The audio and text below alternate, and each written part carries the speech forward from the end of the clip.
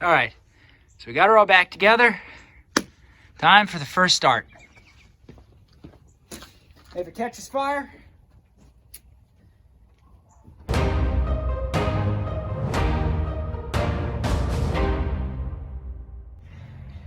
okay, so we got Bam Bam here. Been throwing a check engine code for quite some time. It's been paining me. It caused a whole bunch of other issues. Had to fix that. That was a fiasco. It was a manufacturer code. Now that came back when I looked it up as a camshaft position sensor code. The camshaft position sensor goes on the bottom of your distributor. If I put this down and go ahead and grab it, show you. It is all of this down here. This bit right here grabs onto a gear. It runs off the camshaft, whatever terminology or sciencey mumbo jumbo you want to call it. I'm not a mechanic.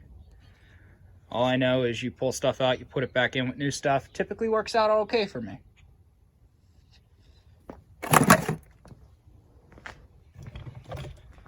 right, over here, got to pull all your leads off, run into your spark plugs. Drew myself a diagram so I know exactly where to put everything back to. Pretty simple, pretty straightforward. So now I'm gonna go ahead and dig into that. I'm gonna pull it apart. And then after that, I'm gonna show you what it looked like. If it's mangled, how bad it is, what on it was exactly causing the issue. Hell, that might not even be the problem. It might be just throwing me in circles. Well, we'll find out. So as part of changing the crankshaft position sensor, you have to bring cylinder 1 to dead top center.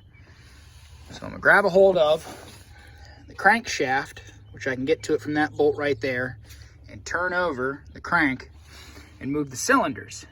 And while doing that, I'm gonna have a long Phillips screwdriver, which I got right here. Actually see if it fits first. Yeah, that should do just fine. Setting that in there and having someone else here, got my neighbor with me. He's gonna be holding this and he's gonna yell at me when it gets all the way up to where it needs to be. And then I'll know when it's at the top. And then I can pull this all out, put the new one in, put it all back together. Should be a fairly short, sweet process.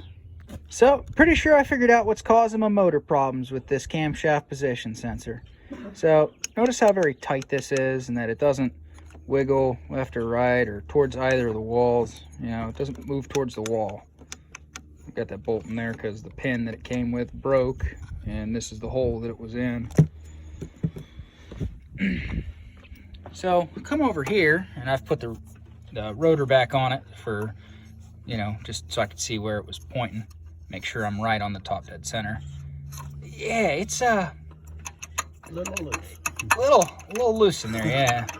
It's not supposed to have that much play in it. Something tells me this is a little past its best use by date.